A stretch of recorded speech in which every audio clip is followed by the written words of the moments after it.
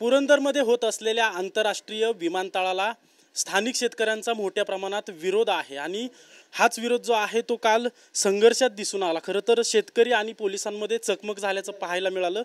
शेतकऱ्यांकडून पोलिसांच्या गाडीवर दगडफेक केल्याचा पोलिसांकडून सांगण्यात येते, तर शेतकरी देखील जखमी असल्याचं या ठिकाणी आपल्याला पाहायला मिळते आणि यातच एका आजींचा देखील मृत्यू झालेला आहे। अंजना महादेव कामटे या आजींचा यामध्ये मृत्यू झालेला आहे। मी त्यांच्या सध्या घरी आलेलो आहे आणि हे सगळे आपण जे पाहतोय ते त्यांचे नातेवाईक, गावकरी आणि त्यांचा मुलगा देखील माझ्यासोबत आहे। खरं तर आजींचा यामध्ये काल मृत्यू झालेला आहे, हृदयविकाराच्या झटक्याने मृत्यू झालाय। नेमकं काय कारण आहे, कशामुळे हा मृत्यू झालाय? आता सोमवारपासून मोर्चा चालू झाला। मी कलेक्टर ऑफिसला गेला, इथून 5-6 आंदोलन सोमवारपासून आंदोलन। हा मोर्चा गेला पुण्या कलेक्टर ऑफिसला। 4-5 हजार पब्लिक होतं आमचं 7 गावचं। तिथं तो कलेक्टर काय खाली उतरला नाही, काय चर्चा नाही, काय नाही, पुढं ढकललं। त्याच्यानंतर आम्हाला न काय कळवता हे मंगळवार ना बुधवार परवा कोणता वार होता, शुक्रवारी अचानक त्यांनी ड्रोन सर्वे जो भूसंपादनासाठी ड्रोन सर्वे करत होता, आम्हाला न कळवता की गावचे काय 7 गावचे त्यांना विचारलं नाही, काय नाही, त्यांनी आले की लगेच सर्वे चालू केला। त्यांना प्रतिसाद देणं आमचं काम आहे का नाही? आम्हाला तर विचारलं पाहिजे त्यांनी, किंवा असं करायचे आम्हाला तसं करायचे, काहीच नाही। मग डायरेक्ट तो तुम्ही मोजणी करायला आले तर आम्ही शेतकरी काय काय कुठं जायचं? आम्ही कुठं जायचं?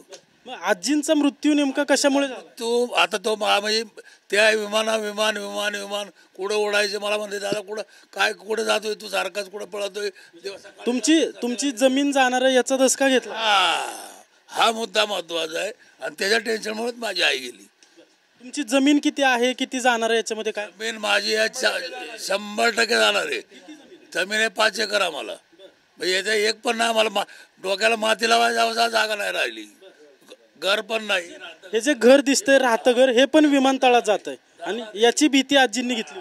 बस त्याची भीती जास्त घेतली, त्याची भीती जास्त। नातवंड कुठं जायची, माझी पोरं कुठं जायची, म्हणजे हा परिसर ते तिला कळून आलं ना, त्याच्यामुळे टेन्शन मध्ये गेली ती।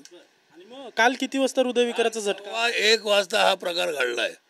मी मोर्चातून मला फोन आला किंवा आमच्या मिसेसचा फोन आला की बाबा म्हातारी कचेरी कर दिया। मग तिथून मी 5 मिनिटात इथं आलो म्हातारी, मग त्या टायमाला लास्ट टाईपलाच होती। पण मी आल्यानंतर 4-5 वेळा पाणी पाजलं, तेवढं पाण्यात ती गेलीच। काय करणार आपण? आणि आम्ही जायचं कुठं मग?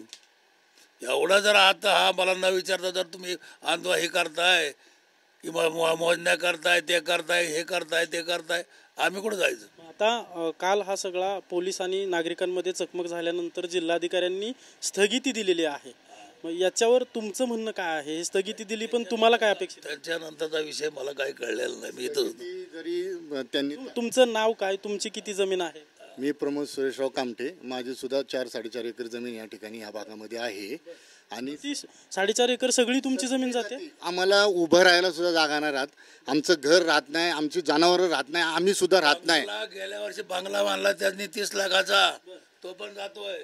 आणि दुसरी महत्त्वाची गोष्ट की प्रशासनाला जर या ठिकाणी विमानतळ हा प्रकल्प आणायचा होता तर प्रशासन आज आमच्याशी येऊन चर्चा करते।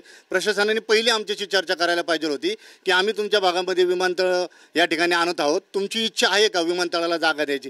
त्यावेळेस आम्ही प्रशासनाला सांगितलं असतं की बाबा आम्हाला विमानतळ नको आहे। आम्हाला जर आमचं सगळं सर्वस्व विमानतळात जात असेल तर आम्ही काय करायचं? आज आम्हाला उभं राहायला जागा नाही। आमच्या इकडं असे शेतकरी आहेत ज्याची फक्त 20 गुंठे आणि 1 एकर जमीन आहे, त्यांची मुलं पुण्यासारख्या ठिकाणी कुठेतरी अंमली करतात काम। जे बावनकुळे मंत्री आहेत ते म्हणतात की शेतकऱ्यांना योग्य मोबदला जाईल, मुख्यमंत्री शेतकऱ्यांशी चर्चा करतात। माझं बावनकुळ्यांना एवढंच सांगणं आहे TV 9च्या माध्यमातून, तुम्हाला जर असं वाटत असेल की शेतकऱ्यांना प्रत्येक गोष्ट पैशात मोजून चालत नाही, हा प्रकल्प तुम्ही तुमच्या इकडे गावाला घेऊन जावा।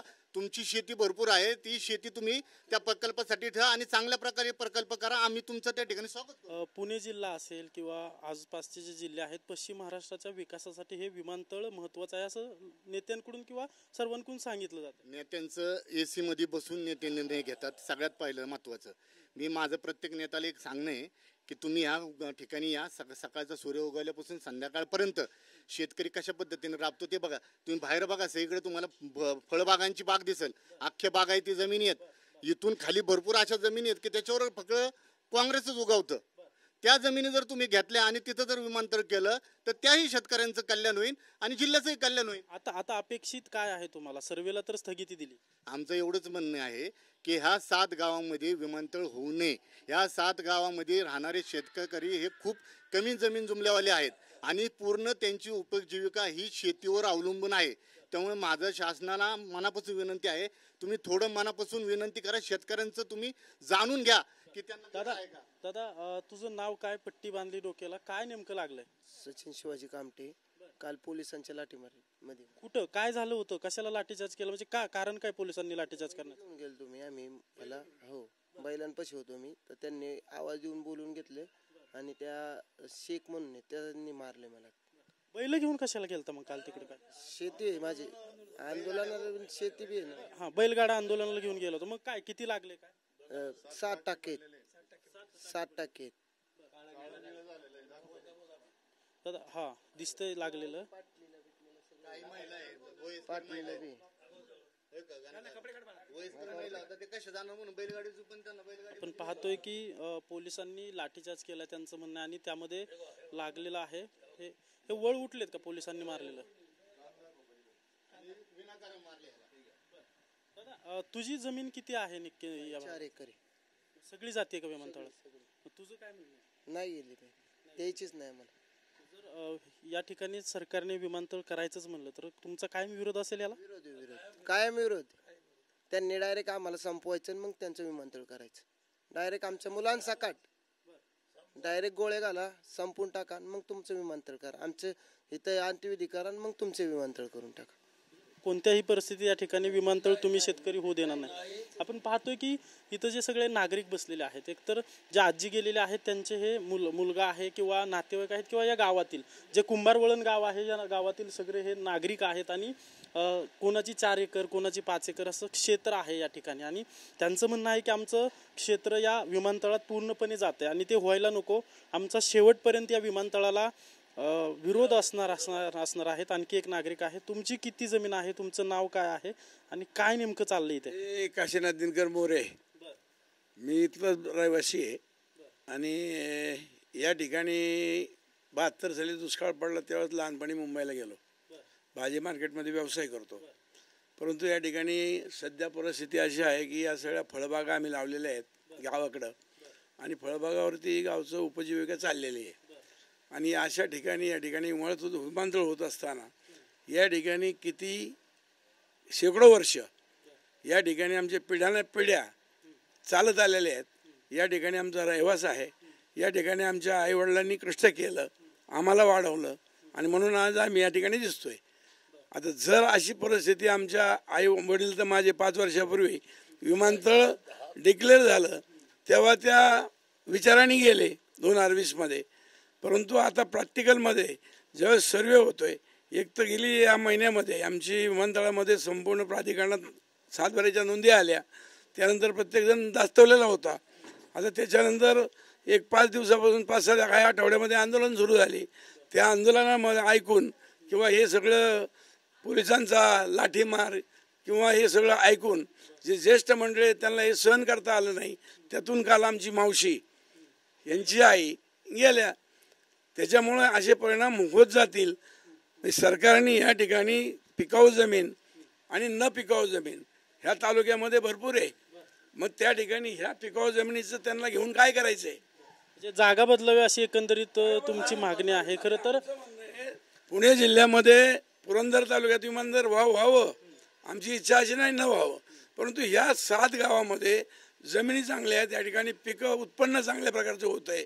मग अशा ठिकाणी तुम्ही जमीन काय याबाबत तुमचे जे स्थानिक आमदार आहेत विजय बापू शिवतर यांच्याशी काही बोलणं झालंय का किंवा काय? मुळात कसं आहे, त्यांनी आमच्याशी चर्चा केली पाहिजे. परस्पर ते निर्णय घेतात आणि त्याप्रमाणे राबवायचं काम चाललेलं आहे.